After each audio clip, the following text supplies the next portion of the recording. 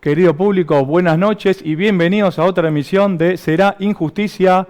Síganos en todas las redes sociales, pónganos like, déjenos comentarios, reenvíen los programas, síganos en Será-Injusticia en Instagram, en el canal de YouTube y en el canal de Canal 22 Web, y gracias a los estudios de Canal 22 Web por el espacio.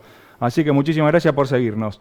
En el programa El Día de la Fecha tenemos al doctor José Manuel Fitz Chapero. Él es abogado penalista, ha tenido casos de trascendencia pública que hoy nos va a explicar, y también da clase en la mentoría DH Litigación Oral de la doctora Débora Huchek, que estuvo en los programas anteriores con nosotros. Así que, José, muchísimas gracias por venir y por estar en un medio que vos no lo solés hacer. Así que muchísimas gracias. Bueno, muchas gracias a vos primero felicitarte por el excelente programa que haces. Me encanta, consumo tu contenido. Espectacular. Me declaro fanático tuyo. Soy fan tuyo. Perfecto. Soy fan de Será Injusticia. Bueno, gracias al canal que nos brinda esta posibilidad también de hablar de derecho penal en tiempos de perspectiva de género. Totalmente. Y como vos bien decís, sí, no voy a los medios. Trato de evitar, salvo alguna causa de trascendencia pública. Perfecto. Pero los motivos obedecen básicamente a que en los formatos televisivos no puede uno hacer una defensa como quisiera, y menos en los programas de Chimento, de farándula. Y periodísticos en general. Generalmente hay muy poco tiempo, ¿no? Sí. Te hacen preguntas y no te dejan desarrollar, ¿no? Por eso... No, porque entiendo que tienen que hacer un programa, es decir, es loable su objetivo, pero sí el tuyo. No, por eso. Como yo te dije, acá hablamos de letrado a letrado, es un espacio donde te voy a dejar hablar, vos podés desarrollar, no tenés bajada de línea, acá podés decir lo que quieras. Por eso, y te agradezco una vez más, porque yo sé que vos no solés ir, y por eso, gracias por estar hoy. Va a ser una charla espectacular. Espectacular, una entrevista buenísima. Sí. Pues esperemos poder contribuir. Sí, totalmente. Como yo te dije, este espacio es para llevarle tanto a los abogados como a la gente común conceptos del derecho de diferentes ramas, en este caso algo tan importante como es el derecho penal y las garantías constitucionales, ¿no? que hay bienes jurídicos en pugna muy trascendentales e importantes. Entonces por eso me interesó, y que vos sos muy técnico, José, y sos muy bueno explicando, y como profesor de la mentoría también, me pareció pertinente traerte para que nos expliques algunos conceptos, ¿no? Esa era la idea un poquito. Por supuesto. Para empezar, comentame, has tenido casos, aunque vos decís que no te autodefinís como abogado mediático, vos te renegás de los abogados mediáticos. Explícame un poco eso, aunque tuviste causa de trascendencia pública, ¿no? Sí, no es que reniego de los colegas mediáticos, porque bueno, es su métier, es su oficio, son los personajes que se construyeron, para nada, cada uno con su cada cual. Sí es cierto que he tenido que hablar cuando la causa tenía trascendencia mediática, pero por una cuestión particular del cliente, porque el cliente era mediático. Muchos de los clientes que tuve eran famosos, mediáticos, deportistas, ex deportistas, vedettes y demás. Y ahí ameritaba ir a jugar a ese terreno, a ese campo. Perfecto. Y también en otras he decidido no hablar porque hay determinadas determinadas circunstancias que tienen los tipos penales, en donde hay ciertos delitos que digas lo que digas, y más en estos últimos 10 años, es como hacer una defensa en el agua o al aire. Sí. Entonces prefería o comunicar desde mis redes o con algunos periodistas que sé que son... Nosotros en Córdoba tenemos... Yo si bien estoy en Córdoba y tengo matrícula acá en La Cava y litigo acá también, en Córdoba tenemos programas bastante serios. Perfecto. Lo que vendría a ser Canal 2 allá, el Show de la Mañana, un periodista que es bastante objetivo como es Aldo Guisardi, y cada tanto yo, cuando había alguna cuestión mediática, con el caso de La Mole, por ejemplo, elegía ese canal y después, uno cuando entiende la dinámica de los medios, después esa misma declaración, esa misma entrevista se replica en los medios de Buenos Aires. Perfecto. Así que bueno, explicado, sí. Zanjado ese tema, para empezar, sí. Empezamos con un breve temario que yo escribí como para tener una guía. Bueno, ¿no? Vamos a ver. Decime, José, ¿qué es lo que le pregunto? Ya has visto los programas, yo le pregunto a todos los penalistas, cada uno me da de su punto de vista de ejercicio profesional, de su punto de vista teórico, ¿no? Sí. Si sirve o no el derecho penal, ¿cuál es tu postura? ¿Así la pregunta secas? Así a secas. Si sirve para algo, no sé. En absoluto. En general. Bien. No. A ver, vamos a tratar de no ser tan técnicos, así el programa es didáctico. Dinámico. Está buena la pregunta, pero conlleva su... su desarrollo, desarrollame. Y su análisis. Primero hay una confusión, no solo en el uso corriente, sino técnico, jurídico, de lo que entendemos nosotros por el derecho penal. Bien. Que confundimos muchas veces. El derecho penal está reservado a la ciencia jurídico penal, al saber penal, a la dogmática, a los doctrinarios. Muchas veces se confunde el derecho penal con los tipos penales, que es la ley penal, que es lo que hace el legislador, e incluso con el poder punitivo, que es el que ejerce el Estado. Dicho eso, o en coincidencia, si es que coincidimos, eso que nosotros entendemos de una manera errática, que es derecho penal, solamente sirve para controlar y limitar el poder punitivo.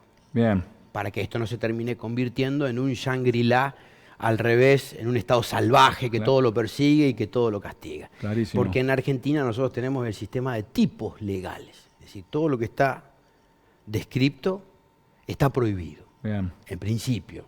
Como una aproximación a esta definición que me pediste. Sirve para controlar y limitar el poder punitivo. Perfecto. Punto y basta. Como un mecanismo, está bien, para limitar, o sea, es en beneficio del individuo, de quien lo imputan. Eso tendría, claro, eso tendría que ser así, ya podemos hablar después de la garantía, pero no es que es un sistema ideal de resolución de conflictos. Sí, eso es... es teoría, digamos. Es teoría, es abstracto. Cuando vos lo ves en la realidad, y fundamentalmente en América Latina opera un poder punitivo totalmente selectivo. Perfecto, como decía Zaffaroni, ¿no? O como dice Zaffaroni, lo dice Zaffaroni. Que es selectivo, que incluye a los más débiles o a los más torpes, digamos, ¿no? Él dice idiotas. Idiotas, perfecto. Bueno, aclarado este punto también, entremos de lleno en las garantías constitucionales, porque hay un punto que yo quiero tocar que yo también hablo mucho, discuto mucho con colegas penalistas, que es esto de la bilateralidad de las garantías constitucionales. ¿Te gustó ese tema? Ese tema me gustó porque muchos fiscales y muchos querellantes se irrogan tener garantías constitucionales, pero vamos a ver, explícame a ver cuál es tu postura. Yo ya sé cuál es tu postura, pero quiero que la... Sí. Vamos a hacerla de manera didáctica. Mira, muchas cosas son, cuando las vamos desandando, si las vamos leyendo, uno dice, bueno, existe esta afamada bilateralidad de las garantías, discutida por algunos doctrinarios de un cierto o aparente prestigio, que yo lo desconozco, pero yo siempre voy a Alemania, que es donde nosotros importamos la dogmática penal alemana, y allá nadie conoce la bilateralidad de las garantías, no se la entiende como tal, y es un sobreentendido que lo que es garantías para el imputado acá en Alemania es derecho negativo de defensa frente al Estado. Entonces vamos por parte. En Alemania ni se discute eso. Las garantías son para el imputado. Pero tampoco podemos negar la realidad y hay doctrinarios, pensadores que hablan de esta tesis en alejada minoría muchas veces, ¿no? Que sostienen con énfasis que la teoría de la bilateralidad de las garantías, que son tanto como para el imputado como para la víctima. Ahora razonemos juntos. Todas las garantías individuales que tenga o en las que tenga inferencia el derecho procesal penal son constitucionales. Total. Ahora, no todos los derechos individuales con rango constitucional son garantías. Perfecto. Haciendo o trazando un paralelismo con la dogmática penal alemana, tenemos en cuenta que hay derechos de primer orden y derechos de segundo orden. Si las garantías son pura y exclusivamente para el individuo, es decir, imputado, sindicado, sospechado, que se protege contra un posible o eventual abuso del Estado, en Alemania le llaman una barrera a eso, un derecho negativo. ¿Me explico? Porque con el derecho de primer orden o con las garantías constitucionales, lo que el individuo imputado le está diciendo al poder persecutorio de la justicia es: eso que estás haciendo, cesá, no me prives de la libertad, si no está justificada, no me condenes, déjame ejercer mis derechos. Garantías, derechos de primer orden. Ahora bien, perfecto. La víctima, la mal llamada víctima, que vendría a ser la denunciante, que en principio hasta el nacimiento de la figura de la querella era una convidada del proceso, como dice Zaffaroni. La denunciante hacía, valga la cacofonía, la denuncia, el Estado le confiscaba la acción y le decía: vaya a su casa, señora. Ahora nosotros, pero no, yo quiero participar. Bueno, cuando se desarrolla el instituto de la querella, entonces ahí podríamos ubicar al querellante, el representante de la persona que se presenta como víctima, tiene lo que se llama derecho de segundo orden o un derecho positivo. Si en el derecho negativo era no hagas tal cosa, en el derecho positivo es hacé tal cosa. Vale decir, y recapitulando, la querella tiene ciertos derechos para exigirle al Estado que a través de distintos mecanismos cree las instituciones que le permitan ejercer los derechos de primer orden. Perfecto. Pero es contraintuitivo decir que la persona que se presenta como víctima tiene garantías, porque justamente como el individuo que con las garantías constitucionales se está defendiendo ante un posible o eventual abuso del poder estatal, le va a dar garantías o a la fiscalía, a la persona que desarrolla la instrucción, o a la víctima. ¿Se entiende? Totalmente. Esto lo desarrolla muy bien el doctor Gabriel Pérez Barberá en un libro que se llama Garantías Constitucionales. Ataca mucho esta teoría de la bilateralidad. Pero bueno, como vos bien decís, es algo que se habla mucho en el derecho penal. Y estoy totalmente de acuerdo con vos, José. ¿En serio? Y ¿Te gustó la explicación? Sí, no, espectacular. Y además, porque yo veo muchos fiscales y muchos querellantes que usan en contra del imputado, o sea, usan su propia herramienta, no la herramienta que es para el imputado, la usan en su contra, lo cual, como bien vos decís, es un sinsentido y es directamente, pero lo que nosotros hablábamos fuera de cámara, ni siquiera hace falta ser penalista para entender esto. Vos tenés que ir al diccionario, leer qué es una garantía, ¿no? Garantía o garantía constitucional y fijarte la definición. Ya por definición, una persona que acusa, no puede ser portadora de una garantía constitucional, es un contrasentido total. Pero te das cuenta por qué quería venir acá, porque me encanta cómo desarrollar los temas y es rica la conversación que estamos teniendo. Totalmente. Además tratamos de hacerlo dinámico y en llano para que la gente que no es letrada, que por ahí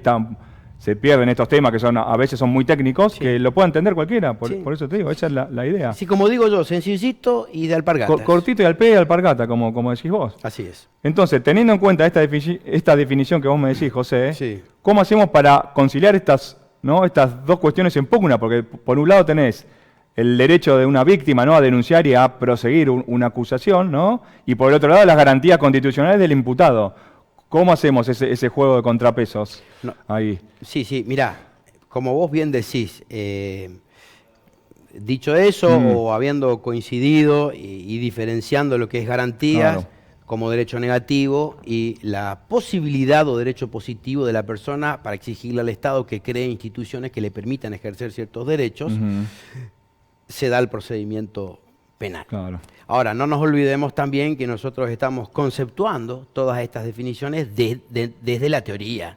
En abstracto, obvio. De una entelequia... Totalmente, que dista kilómetros luz del ejercicio de la profesión, del derecho de a pie, obvio. Como quien dice. Porque si se respetarían todas, y no es que quiero ser polémico, pero bueno, lo quiero dejar en claro, si se respetarían todas las garantías constitucionales, no tendría que existir toda esta locura totalmente errática del feminismo, de los movimientos que fueron... es como que el derecho penal fue abducido por los corsarios del género, empresarios y demás. A ver, para dejarlo en claro, yo creo que esto lo charlé contigo fuera de cámara, vos, al igual que yo, estamos totalmente en contra de la violencia contra la mujer, contra un anciano o contra un niño.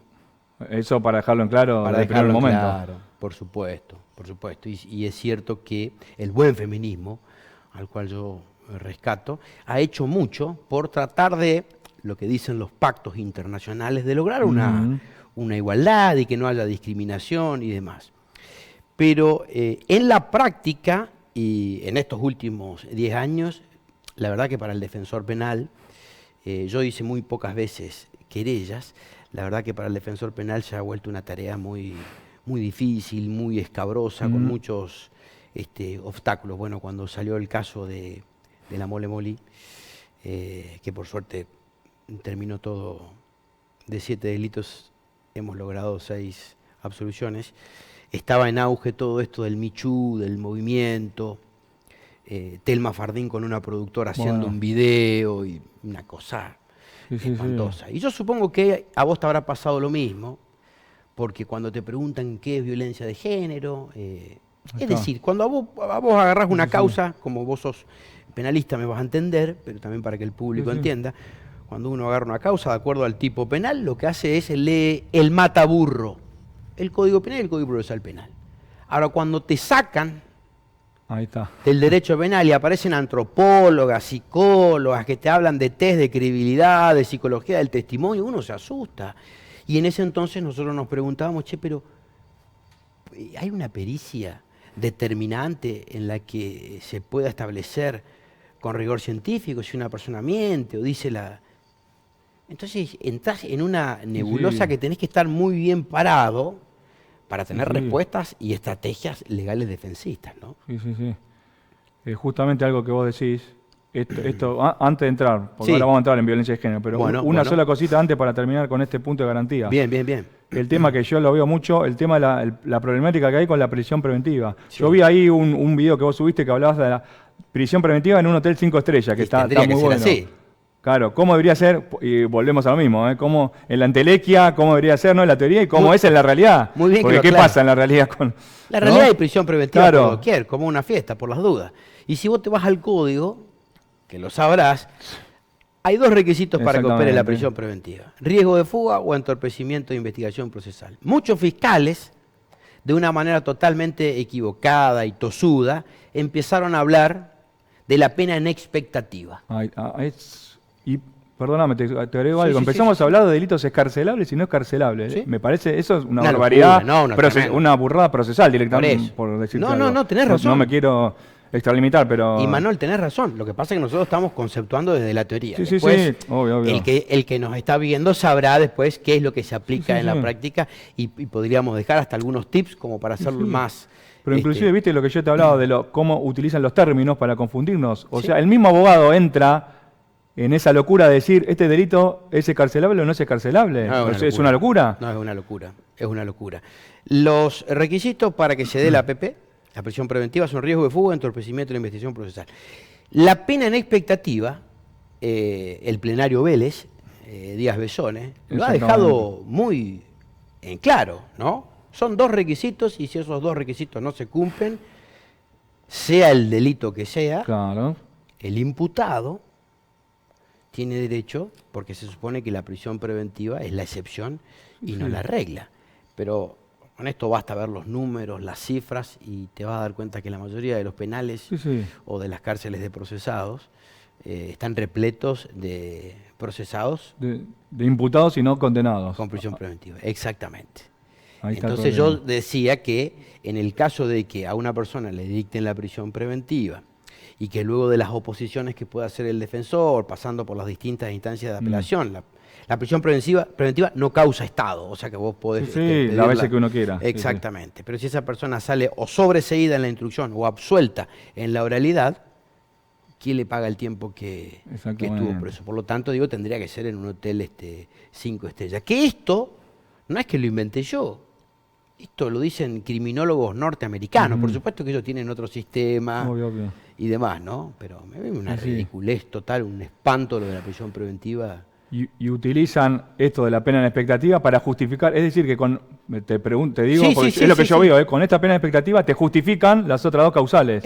No, es más, y te dicen, no, mire, como el delito por el cual a usted se lo está juzgando, te pongo entre comillas, supera los 3 años, un dolo eventual.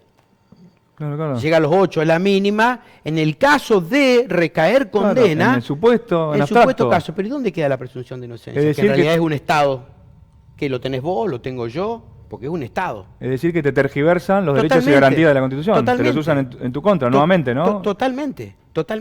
Es en detrimento de eso que hablamos al principio de las garantías. Bueno, me parece... Sí, una locura, pero está bueno que lo hablemos, por lo menos. Sí, como yo te dije, José, la idea es visibilizar estos temas, porque hay mucha gente que por ahí... Creo que en general la gente un poco está en tema, pero por ahí, para alguno que no sepa, o cómo se... Porque más que nada la gente común no entiende de la parte procesal, ¿no? Vos le decís, tenés una pena de X y me dejan en prisión preventiva, entonces vos no. Uno plantea la excarcelación, se la deniegan, va a cámara. Es difícil, ¿no? El trato con el cliente imputado, explicarle estas cuestiones técnicas.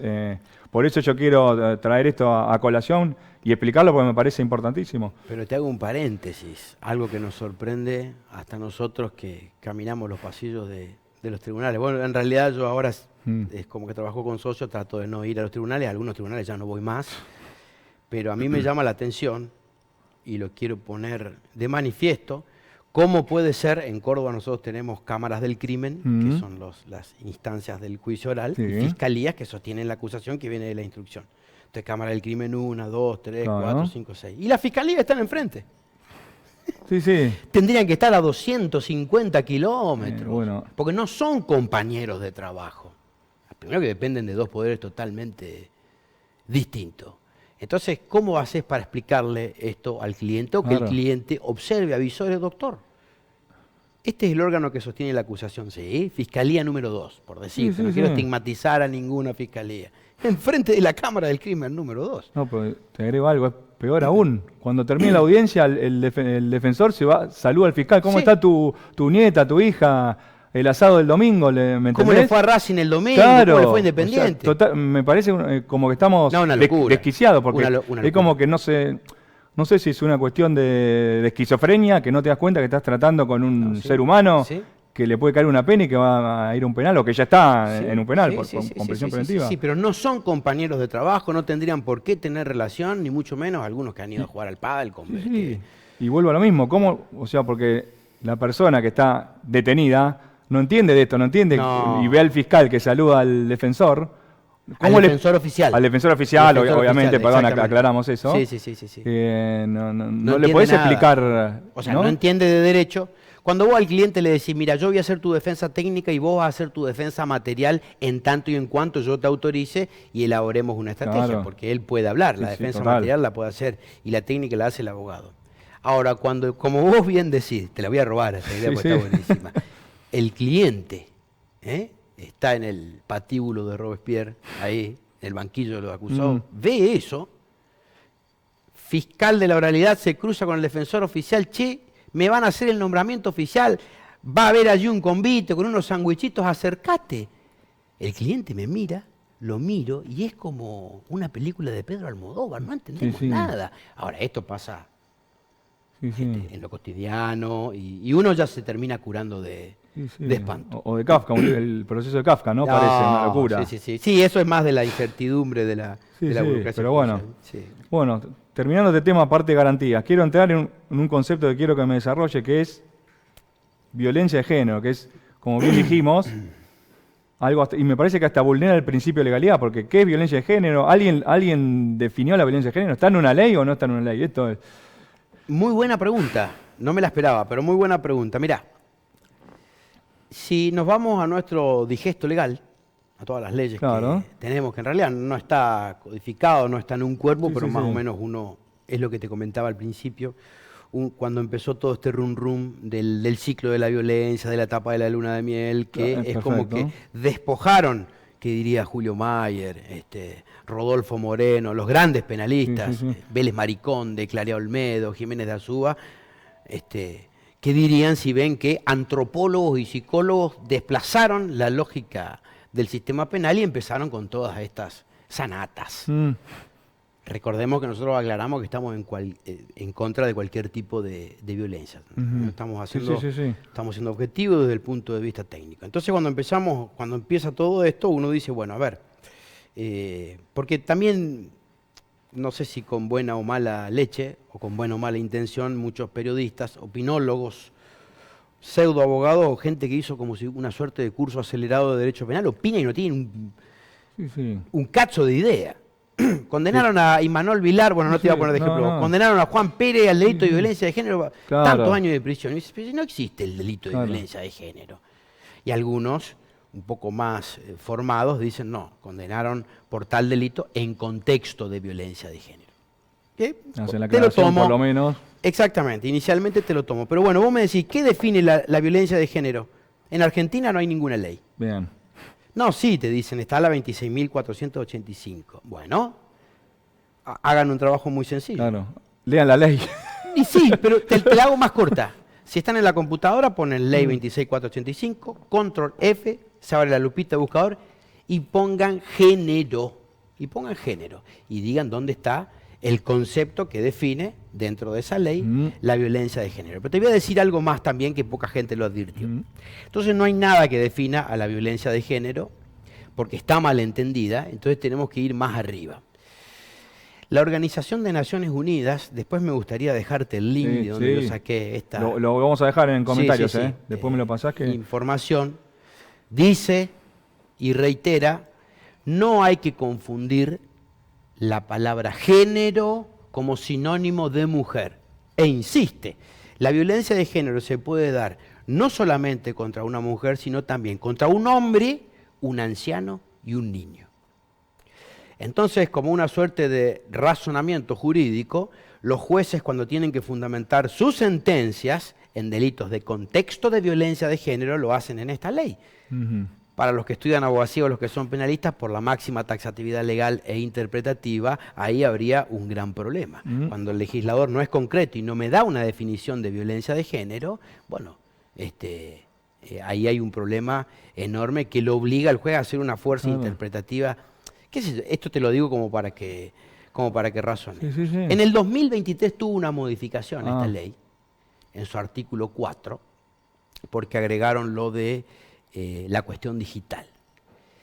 Y le agregaron la palabra en razón de su género. O sea, si vos vas a la ley, ves texto completo de la norma y actualización en el 2023 y le agregaron solamente eso, en razón de su género y demás, pero sigue siendo confuso, porque la misma ley es de violencia contra las mujeres, no es de violencia de género. Y hay algunos colegas que se enojan y demás, y dicen, vos sos un negador serial. No niego que exista la violencia y está bien.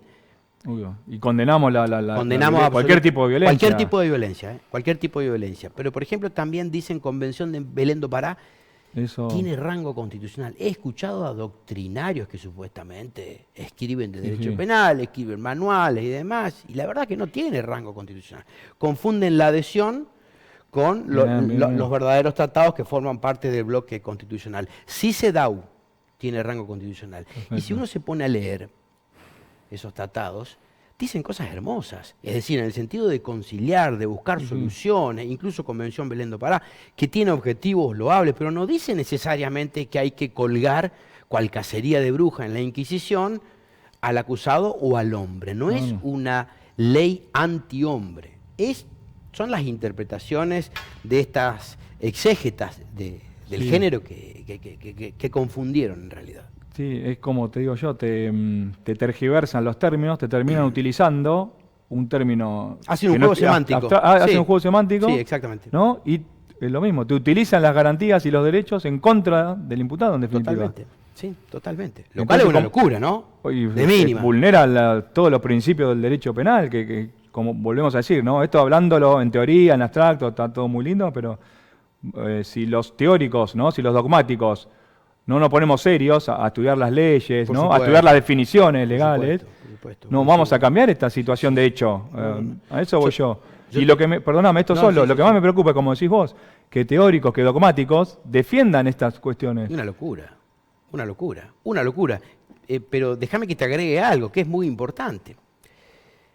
Si nosotros leemos todas estas convenciones, todas estas leyes, nosotros hacemos una clara diferencia que lo que tiene rango constitucional, por supuesto, es mucho más importante que lo que es infraconstitucional. Claro.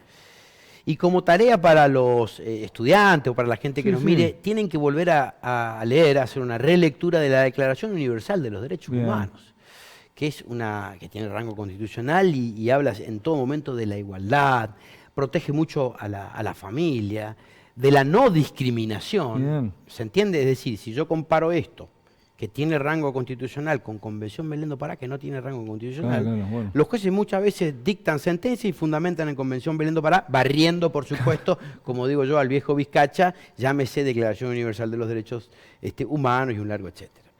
Es una locura. Sí, que hagan el ejercicio los estudiantes de Derecho Penal 1, si quieren Derecho Procesal. Ver la pirámide normativa. Es tan fácil. La pirámide de Kelsen, exactamente. Pero bueno, dejamos esa tarea para el hogar, para los estudiantes de Derecho. Entonces comentame un poco, hablamos un poco del discurso feminista. Entonces, ¿quién define, ya lo dijimos medio, quién define jurídicamente qué es violencia de género? Este discurso de hace algunos años feminista, ¿no? Exactamente. ONU Mujeres tiene la definición. Por eso, o sea, la definición de violencia de género es la que diste vos de la ONU. Después vamos a dejar el link y vayan a buscarlo. Y que saquen sus dudas ahí. Lo que en teoría, y pongo otra vez entre comillas, se entiende por violencia de género en argentino, es lo que dice la ley 26.485, que es ley de violencia contra las mujeres. Contra las mujeres, claro. Exactamente. Perfecto, clarísimo ese punto, José. Bien. Pasamos a otro punto que tiene que ver con que es las falsas denuncias, que vos decís que no corresponde decirle falsa denuncia, falsa imputación. Claro. Comentame esa diferencia técnica. Sí, es muy fácil de entender porque la falsa denuncia, en realidad el Código Penal, que está, como vos bien sabés, está dividido en varios títulos y capítulos, protege los bienes, protege la vida, y en la parte donde está lo de falsa denuncia es lo que protege el objetivo de la falsa denuncia es proteger la administración de justicia. Exactamente, el bien jurídico protegido. Exactamente. Pero vamos al llano y con un ejemplo práctico. Una falsa denuncia sería que yo me apersone en una unidad judicial, en una comisaría o en una fiscalía, alguien de la instrucción, y diga, me robaron el auto. Bien. Pero hay que tener en cuenta que yo estoy diciendo, me robaron el auto. Sujeto pasivo indeterminado. El supuesto, yo no estoy sindicando a una persona, no estoy diciendo Imanol, Hugo, Pedro, Luis, ¿no? Es indiscriminado. Y lo que se castiga es que uno con esa falsa denuncia pone en marcha todo el mecanismo del Poder Judicial al reverendo Cueste. Sin perjuicio que afecta, ¿no? En este caso no porque es indeterminado, pero afecta a una persona física. Digamos. No, por supuesto, porque puede ser que sí hayan robado el auto, pero cuando la instrucción solicita más detalles, y la verdad que no sé, lo dejé estacionado en Uruguay, Viamonte, y me lo han robado. Y confunden eso con lo que es la falsa imputación o lo que dice el 109 y el 110 del Código Penal, que sin embargo, si uno lee 109 y 110, dice a sujeto determinado. Eso. ¿Me explico? Lo que es la calumnia o la injuria. Bien. ¿Me explico? Y de hecho hay proyectos de hacer falsas denuncias, y yo muchas veces a algunos colegas les digo, pero está mal como lo están explicando, porque confunden la falsa imputación o falsa acusación con la falsa denuncia. Y me responden, lo que pasa es que ya se conoce así. Pero volvemos al mismo que dijimos, si no nos lo que vos dijiste al principio, exactamente. Si no nos ponemos firmes con la parte teórica, vamos a terminar en un mal resultado, ¿no? Sí, si no afinamos la punta. Pero bueno, salvado esta diferenciación conceptual que te dice, existen las falsas acusaciones, es tremendo, por supuesto en los delitos en contexto de violencia de género, los delitos de abuso sexual, bueno, que verdaderamente es un calvario lo que vive el cliente que es inocente o que de momento, como el derecho procesal penal no se trata de una cuestión de fe, si no hay pruebas, no podemos basarnos solo en la declaración de lo que dice la denunciante. Ahí y te voy a decir algo muy importante, que lo he charlado incluso hace poco con una psicóloga. No existe ningún método, en términos de psicología, que pueda determinar con rigor científico si una persona miente o dice la verdad. Sin embargo, en el siglo XX hay un psicólogo social holandés de nombre Alder Brig que creó, no recuerdo las siglas, están en inglés, un sistema de validación que según sus pares, incluso Paul Ekman, que fue uno de los 100 psicólogos del siglo, dijo, che, este es el método más avanzado para tratar de aproximarnos a saber si una persona miente o dice la verdad. Sin embargo, dice Brig, en la introducción de su libro, ojo, que aunque ustedes digan que es el mejor método, tiene un porcentaje de error del entre el 30 y 40%. La conclusión, no existe una prueba con rigor científico que pueda darnos con exactitud si una persona miente o dice la verdad. Y muchos de los test que realizan no tienen rigor científico. Distinto a un perito criminalista cuando tiene que analizar un homicidio, el recorrido del proyectil, la vaina servida, el estado cadavérico. Eso es como más avanzado. Bueno, sumado a todo esto, muchas veces se amparan en la declaración de la persona que se presenta como víctima y con eso basta una condena. Porque bajo la proclama totalmente falsa y disparatada, la mujer no miente. Claro, ahí está el problema. Tiene que tener otros elementos probatorios. Aparte, está bien. Obviamente toda causa penal comienza con una denuncia. Exactamente. Hasta ahí estamos perfectos. Tenemos que tener, está bien, le hacemos una pericia que ya me dijiste que difícilmente sirva para determinar si es verdadero o falso el discurso que da. Bueno, ¿qué otros elementos hay? No sé, caso de abuso se podría determinar, si hay acceso carnal se puede determinar, hay pericias, ¿no? También es muy difícil en contexto de abuso, como es un delito prueba diabólica. Claro, eso es muy difícil. Sí. Pero eso no quiere decir que todo eso juegue en contra del imputado. Eso es a lo que voy, ahí está el tema. A ver, existe, y es el delito más aberrante del Código Penal. Yo lo explico, de hecho, en las redes, cómo se va, es una figura que se integra en el abuso sexual simple, en el gravemente ultrajante y con acceso carnal. Exactamente. Y cuando tenemos una comisión de un posible hecho de abuso sexual que es de larga data, las pericias, por ejemplo, un examen médico, si no hay lesiones no puede determinar nada. Distinto cuando el delito se consumó en el poco tiempo, ¿no? A través de determinado tipo de pericia se puede hacer exámenes para determinar si hay lesión o no. Pero te digo algo que me sorprendió hablándolo con un médico hace mucho tiempo, me dice, José, vos sabés que aún en el humano encuentro, para decirlo en términos diplomáticos, donde reina el consentimiento, que es la médula dorso-espinal, de mujer y de hombre en el humano encuentro, existen fricciones que también pueden causar daños. O sea, mirá cómo te lo estoy poniendo al problema para que veas que es más grave de lo que aún nosotros pensamos. Y como bien dicen algunos colegas, lo que no pueden solucionar muchas veces los clientes o las clientas por la parte familiar lo llevan al amparo del derecho penal. Y ahí es donde se vuelve todo mucho más tortuoso. Usan el proceso penal como mecanismo extorsivo, ¿no? Que tendría que ser la última ratio, ¿no? Del ordenamiento jurídico. Exactamente. Para llegar a otro fin. No sé, por ahí quieren plata, por ahí quieren, ¿no? Quieren sacar al marido de la casa porque no se lo aguantan más. Me das la razón indirectamente. ¿Para qué sirve el derecho penal? Contiene y limita poder punitivo. Punto y basta. Punto y basta. Totalmente. Y bueno, en base a esto que venimos diciendo, ¿vos ves que hay algún mecanismo político como para limitar este tema? No. Por lo pronto, aparte esto es todo mentira, que el feminismo fundamentalista ya no está más enquistado en los tribunales. Claro. Es todo mentira. Hay fiscalías que son fiscalías de género. Claro. Tendrían que sacar todo lo que es género, Ministerio de la Mujer, aunque algunos gobernadores son pillos porque queriéndose aliar con Milei le dieron rango de secretaría. Sigue habiendo Secretaría de la Mujer. Obviamente, reitero e insisto, estoy en contra de cualquier tipo de violencia, pero hay algo que se llama artículo 16 de la Constitución Nacional, es que no hay títulos nobiliarios, todos somos iguales ante la ley. Si hay un Ministerio de Mujer, tendría que haber un Ministerio del Hombre. ¿No es así?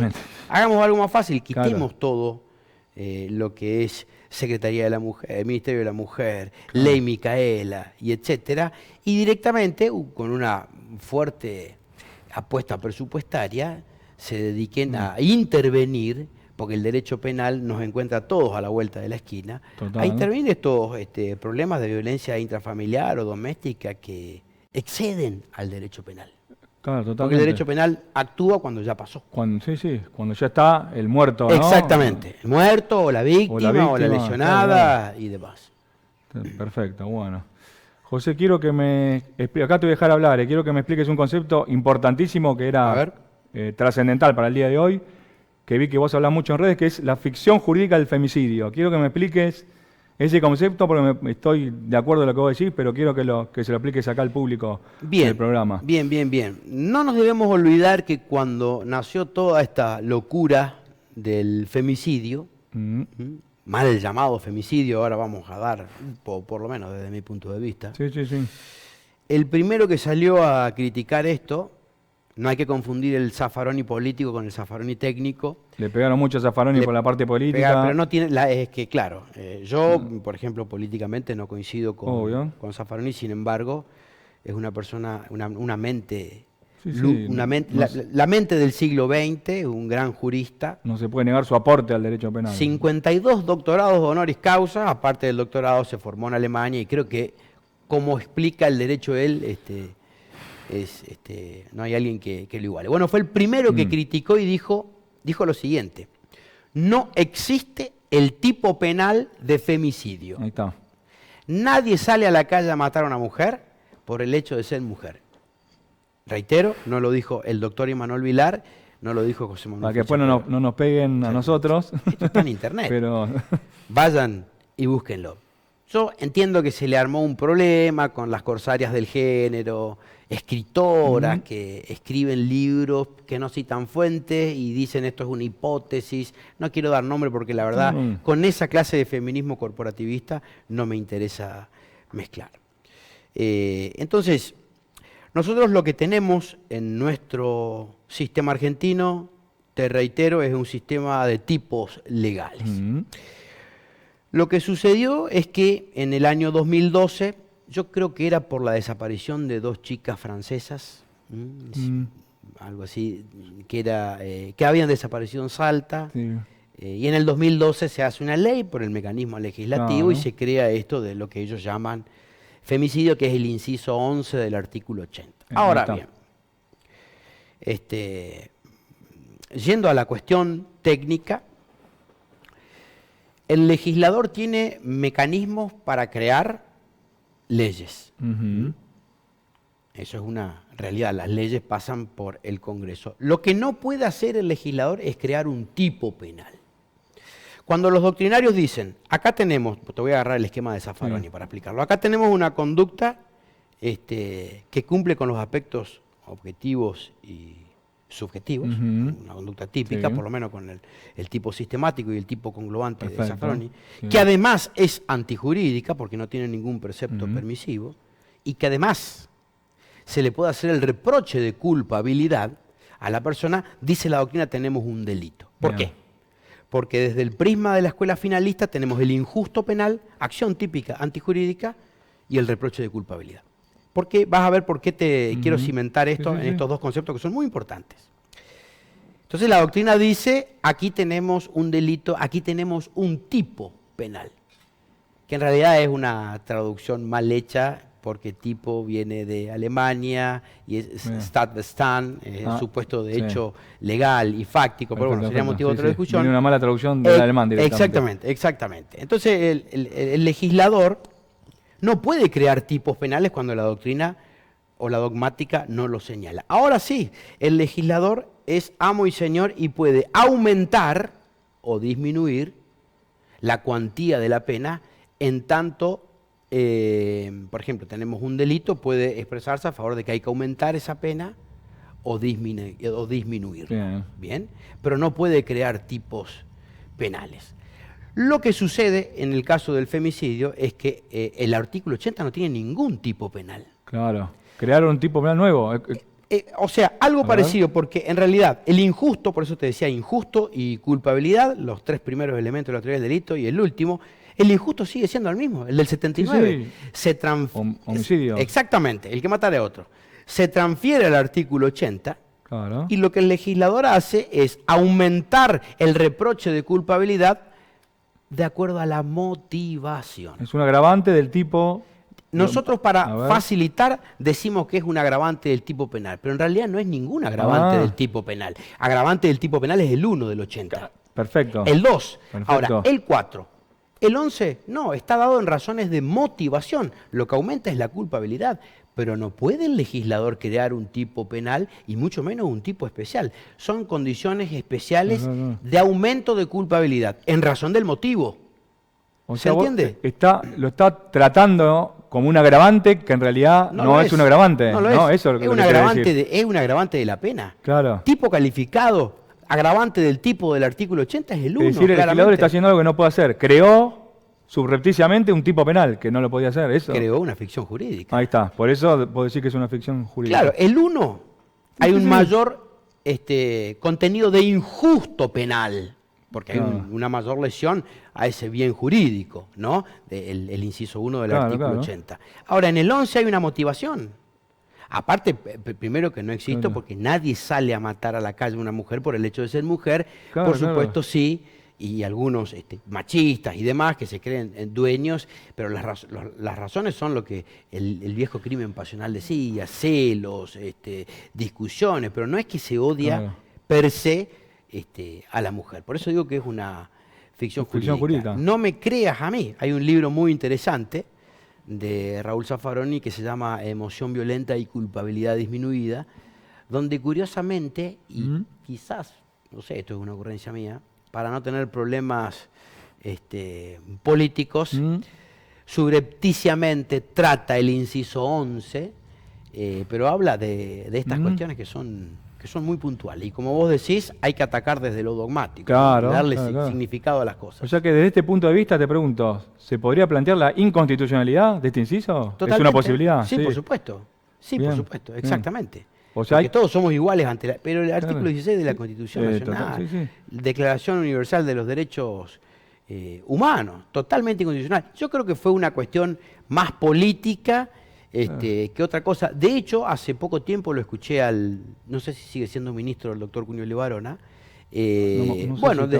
decir lo que ellos llaman femicidio. Digo, mira, estamos en coincidencia con eso. Por supuesto, vos y yo estamos totalmente en contra de la violencia y del homicidio contra una bestia peluda que mata a una mujer. Claro, o sea, pero no se puede ir en contra de la Constitución y de las garantías constitucionales para aumentar una pena, como vos decís, con una ficción jurídica. Con una ficción jurídica, exactamente. Cuando tenemos la Constitución Nacional, que es nuestro amparo legal, nuestro faro, donde está establecido todo, fundamentalmente la igualdad ante la ley.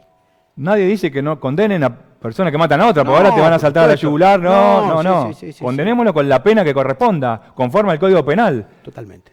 Y si es inconstitucional, hay que plantear la inconstitucionalidad de ese inciso del artículo 80. Sí, coincido totalmente como corresponda. Clarísima, por eso te quería preguntar, porque a mí me pareció clarísima, capaz que a alguna persona, pero como les digo, vamos a dejar todos los links, voy a dejar los links a tu reel, que vos hablaste de eso, hay varios videos tuyos. Vamos a darle material para que piensen y busquen por sí mismos, no le crean a nadie acá. Nosotros estamos dando nuestras ideas. El que quiere estar de acuerdo, el que quiere ir con esta temática y con estas ideas, está bienvenido sea. Que es un enfoque, no sé si somos innovadores, pues no creo esa palabra, pero yo diría que dejen tanto de leer fallos y de citar fallos y que se centren de una manera sencilla, Código Penal, Código Procesal Penal y Constitución Nacional, que muchos litigantes, entiendo, no lo hacen desde la época de la facultad. Claro, sí. Y recomiendo mucho el capítulo anterior que vino Pedro Camino, constitucionalista, que hablamos justamente de esta cuestión.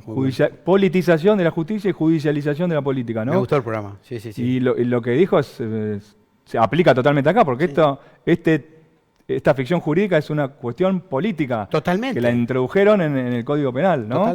Totalmente. En vulneración a las garantías y a la Constitución Nacional. Así es. Pero bueno, dejamos el puntapié, ¿no? Dejamos la inquietud. La inquietud para que vayan a buscar por sí mismos. José, se nos terminó el tiempo.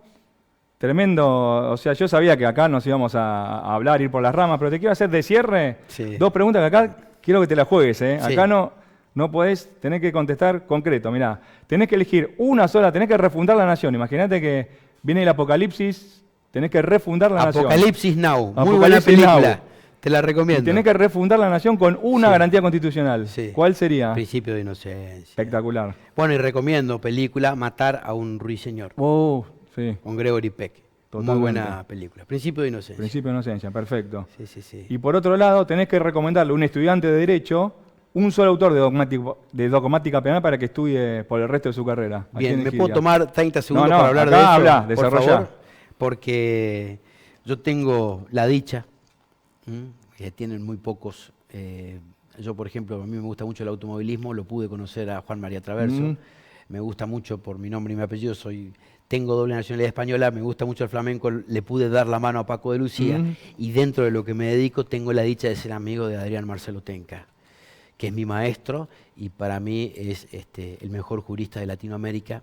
Espectacular. Porque no solo estudió Derecho, lo escribe, lo enseña, sino que también lo practica. Perfecto. Y tiene más de 14 libros escritos, yo me he leído toda su obra y la verdad que para mí es un referente, un faro del derecho penal y cuando me junto con él es extremadamente emocionante cuando hablamos de las cosas penales. Yo estoy haciendo un libro, él me va a hacer el prólogo. Qué bueno. Adrián es el antes y el después, es el relieve del todopoderoso en el derecho penal y recomiendo toda su obra. Su primer libro, Causas del delito y teoría de la pena, que lo escribió con 23 años, y el último, que es una suma de muchas cosas, que se llama Valoración de la prueba en el proceso penal, el mito de la certeza. O sea que recomendaría Qué importante. Adrián Marcelo Tenca, un gran amigo, le mando un fuerte abrazo. Y le mandamos un abrazo al profe Tenca y qué bueno tener referentes, se podría decir, contemporáneos, ¿no? Porque uno a veces dice, yo tengo a Jacob, yo tengo, a un dogmático de Alemania que nunca conoció, pero vos tenés a una persona que es tu amigo, se podría decir, vos lo considerás un amigo. Claro, mi maestro, respetuosamente mi amigo, tuve esa dicha tengo la dicha de ser amigo de Adrián y entiendo que probablemente en alguno de estos programas... Ojalá que te agradecemos a vos, José, que nos hizo el nexo con Adrián. Ojalá pueda venir, lo vamos a tener en los próximos programas. No queremos spoilear, ¿eh? No, por supuesto. No queremos spoilear, pero lo vamos a tener. Y déjame agradecerte nuevamente por favor. Por haberme... Quiero dar un abrazo. Por favor. Por haberme... No sé si nos podemos parar, vamos. Invitado, Gracias por hacer esto, José, Muchas gracias por muchísimas gracias por venir.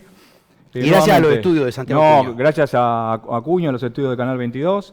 Sí, por supuesto. Les repito, síganos en las redes, Será Injusticia en Instagram, en el YouTube de Canal 22. Decí vos tus redes, no sé si vos te interesa que te sigan o... Si quieren, José Manuel Fis Chapero es @Josep Manuel FCH, tanto en Instagram como en TikTok. Últimamente TikTok no estoy haciendo porque te bajan los videos, te los denuncian, así que estoy concentrado en las redes y ahí están todas las formas de comunicarse. Y también recomendamos para los abogados que les interese, que son penalistas, que les interesa el derecho penal, DH Litigación Oral, la mentoría de Débora Huchek, que el doctor es profesor en esa mentoría, es espectacular, tiene profesionales espectaculares, entre ellos vos, José. No, pero tiene de primer nivel. Y en Google. DH, Litigación Internacional, Débora Huchek se escribe, perfecto. La pueden buscar y es sobresaliente, Débora. Espectacular. Otra gran amiga, otra gran referente. Espectacular, muchísimas gracias y señores, hasta el próximo programa.